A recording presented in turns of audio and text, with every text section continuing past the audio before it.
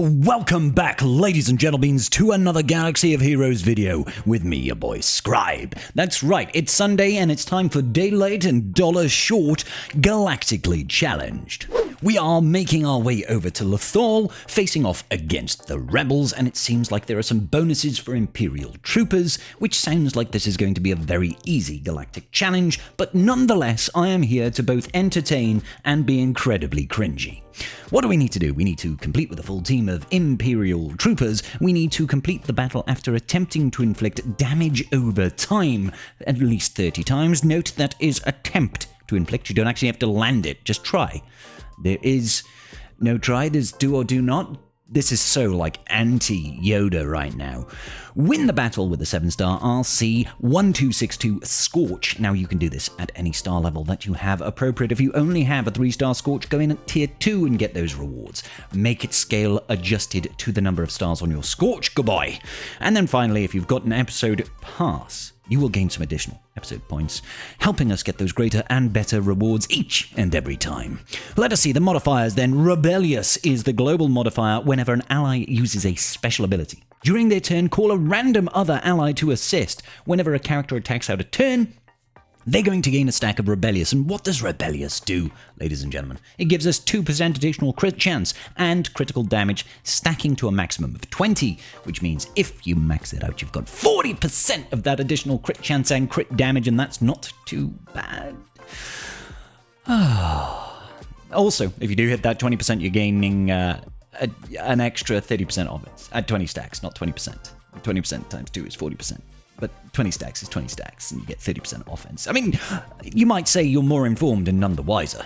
Such is life. Players have the modifier of Imperial Armor. We are going to have 15% additional max health and protection. And the first time each non-droid Imperial Trooper not in the leader slot is defeated. This is really clear writing, right?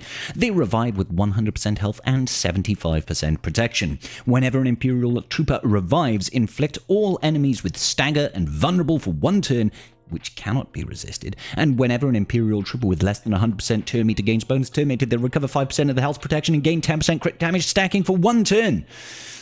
So stuff happens, basically, and whenever an Imperial Trooper attacks out of turn, they're going to be gaining bonus protection of 2%, stacking for 1 turn. What does the enemy have? Well, they do have a couple of surprises left. They're going to gain 50% health steal, and you cannot counterattack them. Whenever a rebel's health drops below 90%, they're inflicted with Cornered, and whenever a rebel ally's health is above 95%, Cornered gets removed, and they gain 10% offense, stacking to a maximum of 50% for the rest of the encounter. Now, what does Cornered do? It gives them 30% defense, health steal, and speed. They also call random rebel allies to assist when they use an ability during their turn, and this can only happen once per turn. So, as you can see, I've not done these feats yet. I've not attempted, but Imperial Troopers versus Rebels is usually a pretty straightforward matchup. They do have Cara Dune, and she is the bane of all Imperial Troopers.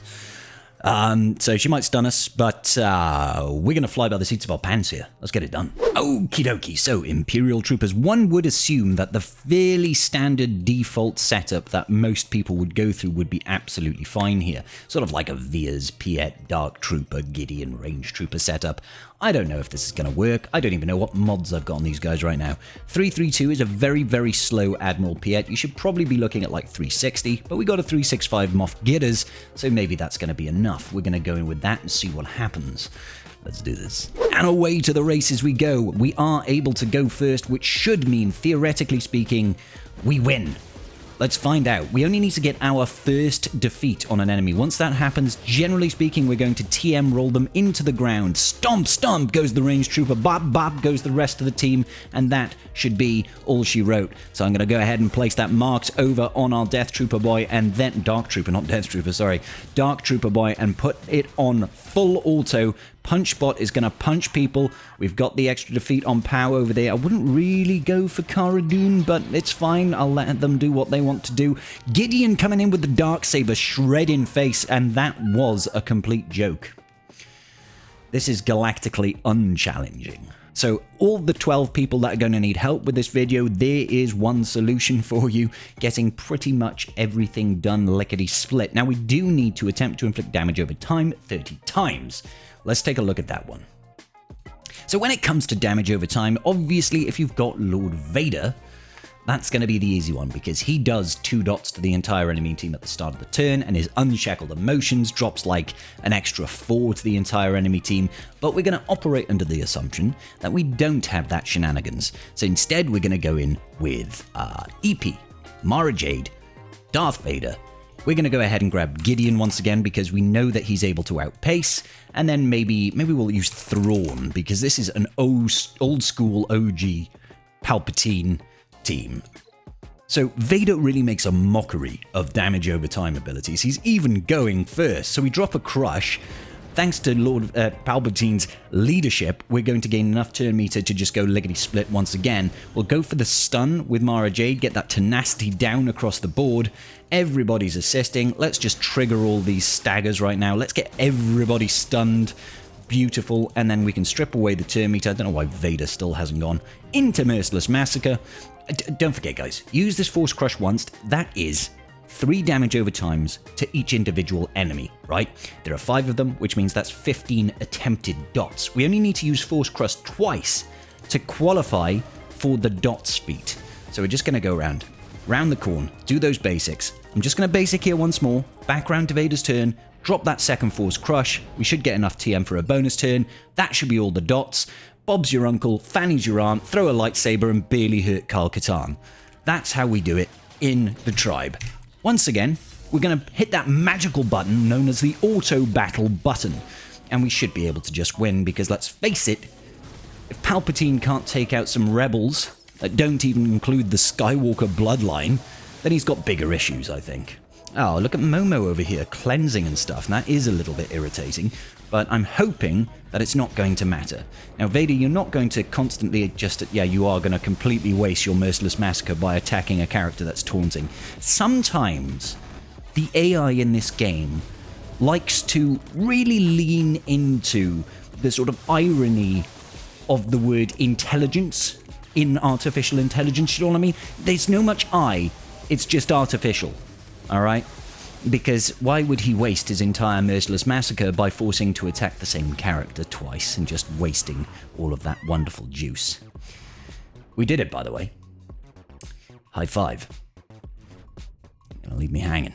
Alright, fine. So as you can see, damage over times, 30 times, easy peasy, lemon squeezy. Yeah. Alright, cool. So, here is your public service announcement, ladies and gentlemen. We need to get a win with Scorch. I've only got a 6-star Scorch because woe is me. So I'm going to take him in at this tier, and we're going to have some fun with it. What shall we take in against these guys? Maybe we'll actually just take in the full Lord Vader team and have fun. So, Lord Vader, and we'll get these Darkside clones, and we'll go ahead and grab our Scorch. And we're going to, well, I'll be honest, we're going to hit auto. Because that's how I roll, baby. We're just going to hit auto. Now, my characters, admittedly, are not actually modded because I've been lazy. Like, if he'd have done the AoE, they probably would have just finished the match immediately. But they're not modded because I just haven't been bothered to mod them because until I've got the full team relic, I don't want to mod them. It feels like a bit of a waste because, well, the recurring fact here, guys, is I'm just lazy. I'm just lazy and I've got a busy life. But I don't think it's really going to be much of an issue, because as you can see, the enemy is dropping rather quickly, and I don't particularly like Kyle Katarn's chances at clearing us out before that happens. So, whatever star tier you have got your Scorch at, go ahead, take him in at the lowest tier that you need to, get those feats done. That is free real estate, free points, which is more juicy banger stuff for you. Okay, now if this video was helpful to you, I will be incredibly surprised. But if you still liked it, maybe you can like emulate that by hitting that like button down there. Make sure you subscribe as well because, well, what's the point of me doing it? I don't know. What is the point? What is the point? I'll see you all in the very next video. Peace out, and may the Force be with you.